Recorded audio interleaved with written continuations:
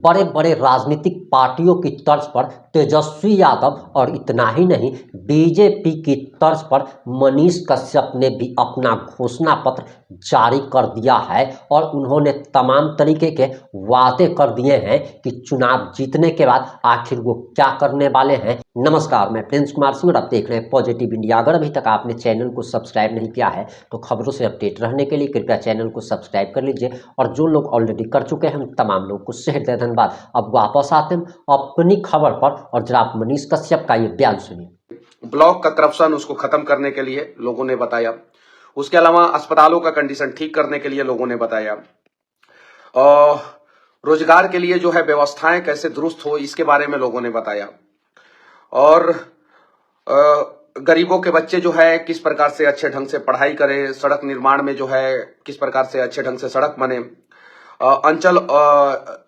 अंचल और ब्लॉक का भ्रष्टाचार जो है कैसे खत्म हो, बाजारों में लगने वाला जाम को जो है कैसे दुरुस्त किया जाए, इसके बारे में लोगों ने बताया है। साथ ही साथ ये जो बांध बन रहा है, जो 250 करोड़ का बांध है, उसके बारे में लोगों ने बताया कि इसको रुकवा दीजिए मनीष जी, किसी भी हाल में अगर ये नहीं रुकेगा तो ये जो है चनपटिया के किसानों के लिए जो है विनाश का कारण बन जाएगा, दोनों साइड के किसानों के लिए। इस बार जो है बारिश हुआ तो पूरा धान का फसल जो है बर्बाद हो गया, जो बांध के इस साइड वाला खेत था वो बर्बाद हो गया, क्योंकि खेतों का पानी जो है नदी में जा ही नहीं पाया। तो ये सारी चीजें लोगों ने बताया है। और उसके अलावा मैंने सोचा है कि अपने विधानसभा क्षेत्र में जो है कॉम्पिटिटिव एग्जाम की तैयारी जो है एकदम बिल्कुल फ्री कराऊं। एकदम हमारे चनपटिया विधानसभा के कोई भी बच्चे हों वो कॉम्पिटिटिव एग्जाम की तैयारी, जैसे IIT, NIT, नीट और UPSC, BPSC, SSC और वनडे एग्जाम जो भी होता है उसकी तैयारी जो है वो फ्री में कराया जाए, एकदम पूरी तरीके से फ्री। तो ये सारा सजेशन लोगों का आया है और आप लोगों से मैं पूछना चाहता हूं कि और क्या होना चाहिए। हाँ, एक और सजेशन आया है बहुत सारे युवाओं का कि हर पंचायत में जो है एक खेल का मैदान होना चाहिए तथा कुछ इंडोर स्टेडियम का व्यवस्था होना चाहिए। साथ ही साथ सरिस्वा में थाना और ब्लॉक का भी जो है सजेशन आया है। तो ये सारा सजेशन आया है, आप लोग जो है और क्या क्या चीज चाहते हैं। और हाँ, एक और सजेशन आया है मेरे पास, वो ये है कि मजदूरों के लिए एक हेल्पलाइन नंबर जारी कीजिए। मजदूर जो है कहीं भी फंसते हैं, समस्या उसे ग्रसित होते हैं तो उनका समाधान करने के लिए कोई नहीं होता है, तो एक हेल्पलाइन नंबर जारी कीजिए जिसपे जो है सिर्फ मजदूर लोग जो है वो कॉल कर सके। और एक करप्शन, अगर कहीं करप्शन हो रहा है, भ्रष्टाचार हो रहा है तो उसके लिए एक हेल्पलाइन नंबर जारी कीजिए, हेल्थ के लिए अलग हेल्पलाइन नंबर जारी कीजिए। इस प्रकार से लोगों ने सजेशन दिया है। घोषणा पत्र जो है मेरा जो है वो बृहस्पतिवार को जारी होगा और घोषणा पत्र में जो भी चीजें लिखी हुई होगी वो सारा काम मैं पूरा करूंगा और 5 साल के अंदर पूरा करूंगा। और अगर मैं पूरा नहीं कर पाया तो 5 साल तक जितना भी सैलरी विधायक के रूप में मुझे मिला रहेगा वो सारा पैसा जो है 12 महीने के अंदर अंदर जो है उसे पूरा लौटा दूंगा। क्योंकि जब मुझे सैलरी मिल रहा है, जनता का टैक्स का पैसा मुझे मिल रहा है, और अगर मैं काम नहीं कर पा रहा हूं तो फिर पैसा वापस लौटा दूंगा। तो सारा का सारा ये हम लोगों ने सोचा है और ये हमारा सोच है, और इसके लिए जो है बाकायदा मैं स्टाम्प पेपर पे लिख के जो है चनपटिया विधानसभा के लिए ये सारी चीजें जारी करूंगा कि अगर मैंने अपने कहे हुए बातों को, घोषणा पत्र में जिक्र किए हुए बातों को अगर मैं पूरा नहीं कर पाया या किसी भी प्रकार से मैं असमर्थ रहा तो मैं सारा का सारा पैसा जो है वो वापिस कर दूंगा सरकार को। जो है वो 5 साल का जो सैलरी रहेगा वो मैं वापिस कर दूंगा। ये चीजें हैं। तो सिंचाई के लिए जो है लोगों ने बोला कि नहर की समस्याएं हैं, नहर लोगों ने भर दिया है या मनरेगा के तहत काम नहीं हुआ है, पुल पुलिया की समस्याएं हैं, पुलिया पे जो है, पुल पे जो है नेताजी लोगों से लेके बड़े बड़े लोगों ने घर बनवा लिया है, तो इन सबको ठीक करने के लिए लोगों ने बोला है। तो ये सारी चीजें जो है घोषणा पत्र में हम लोग जारी करेंगे। बाकी कुमारबाग स्टील प्लांट के लिए भी लोगों का सजेशन आया है। बाकी आप लोग और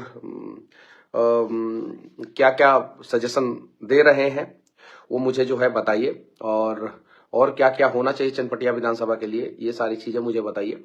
मैं इन सारी चीजों पे जो है अपने टीम के साथ और जितने भी लोग हैं उनके साथ जो है डिस्कस करूंगा, और जो भी मैं कर पाया वो सारी चीजें जो है घोषणा पत्र में जिक्र करूंगा।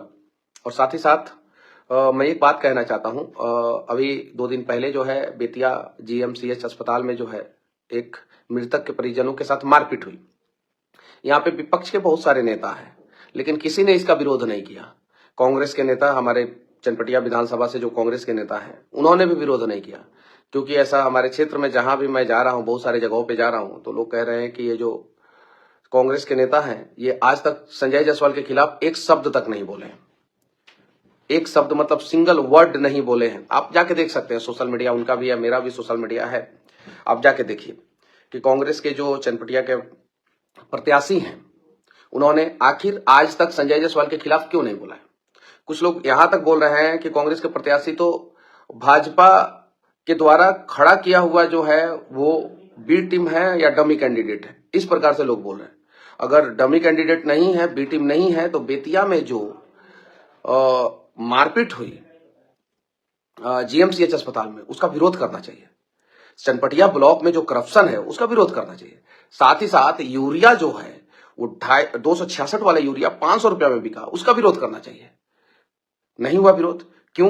क्योंकि इन लोगों का कोलिब्रेशन है कि कांग्रेस के प्रत्याशी का जो बिजनेस है उस पे जो है भाजपा वाले कुछ नहीं बोलेंगे, और भाजपा के प्रत्याशी का जो बिजनेस है उस पे कांग्रेस वाले कुछ नहीं बोलेंगे, कांग्रेस के प्रत्याशी कुछ नहीं बोलेंगे। ये इन लोगों का कोलिब्रेशन है।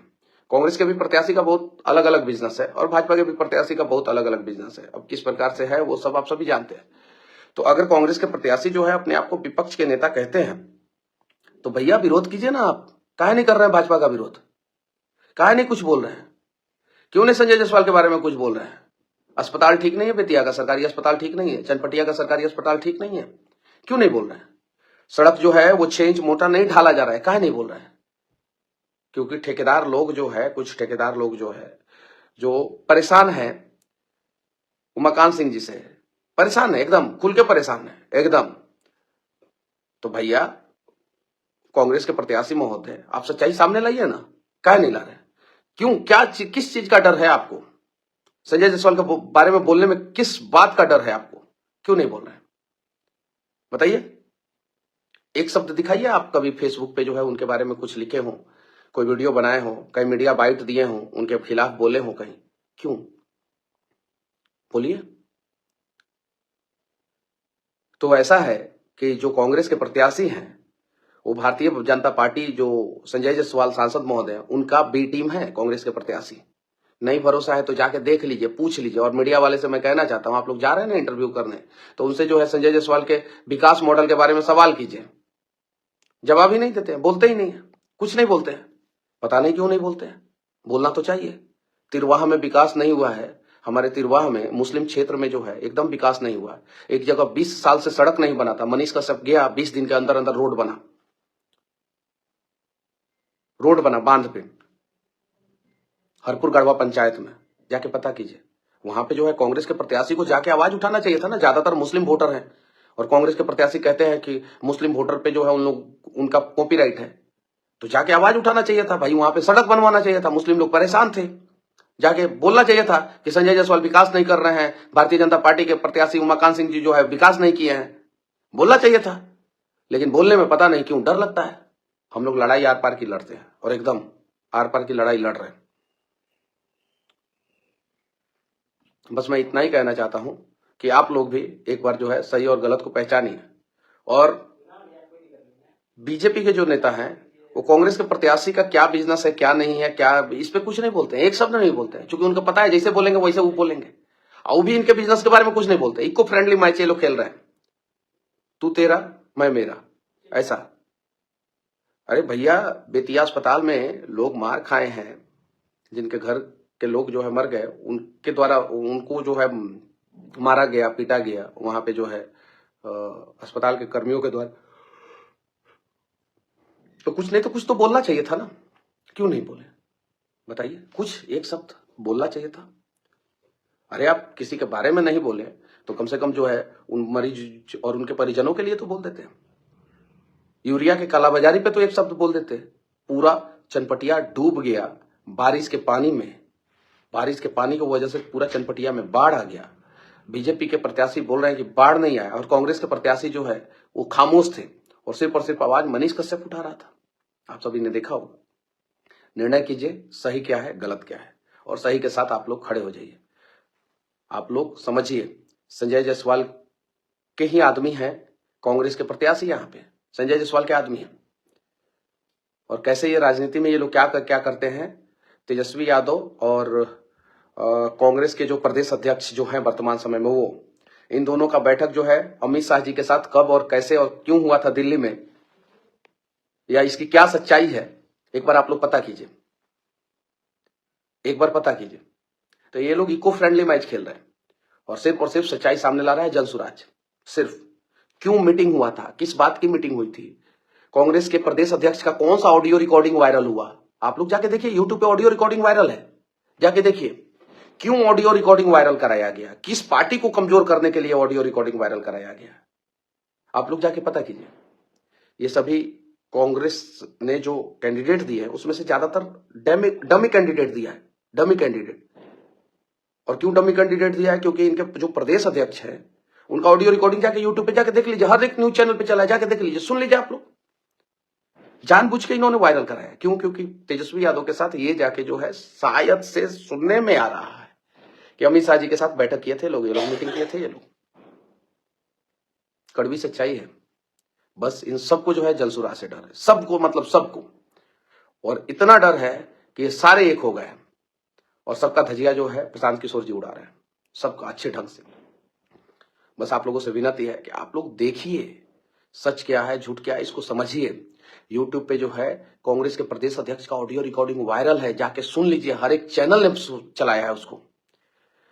चनपटिया के कांग्रेस के प्रत्याशी महोदय का फेसबुक अकाउंट जाके चेक कर लीजिए, देख लीजिए कहीं एक शब्द भी लिखा है क्या इन्होंने अस्पताल की कुव्यवस्थाओं पे, खाद के कालाबाजारी पे, चनपटिया में आए बाढ़ पे, या संजय जायसवाल के द्वारा जो उनके संसदीय क्षेत्र में जो है विकास की जगह पे विनाश किया गया है उस पे, या डीजल और पेट्रोल की चोरी पे इन्होंने एक शब्द लिखा है? छावनी फ्लाईओवर के गलत निर्माण पे इन्होंने एक शब्द लिखा है? नहीं लिखा है।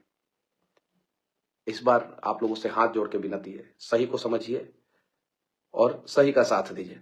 बाकी आप लोगों को अगर कोई सजेशन देना होगा तो दीजिएगा कि घोषणा पत्र में और क्या क्या चीजें होनी चाहिए। बृहस्पतिवार को जो है मैं अपना घोषणा पत्र जारी करूंगा 30 अक्टूबर को।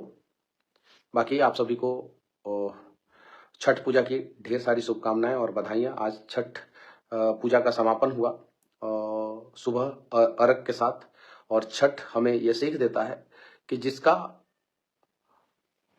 अंत होगा उसका उदय जरूर होगा, जो अस्त होगा उसका उदय जरूर होगा। यही छठ पूजा जो है वो हमें सीख देता है। और इस पूजा के अलावा जितना भी पूजा है, वो जितना भी पद्धति है पूजा पाठ और जो भी है, वो ये बताता है जिनका उदय हुआ है उनका अंत होना जरूर फिक्स है, अस्त होना फिक्स है। लेकिन छठ पूजा हमें यह बताता है कि जिसका अस्त होगा उसका उदय होना फिक्स है। बाकी चनपटिया से जितने भी लोग मेरे इस वीडियो को देख रहे हैं, मनीष कश्यप के वादे पर आप कितना यकीन करते हैं? अपनी प्रतिक्रिया कमेंट बॉक्स में जरूर लिखिएगा। जुड़े रहे हमारे साथ। जय हिंद, जय भारत।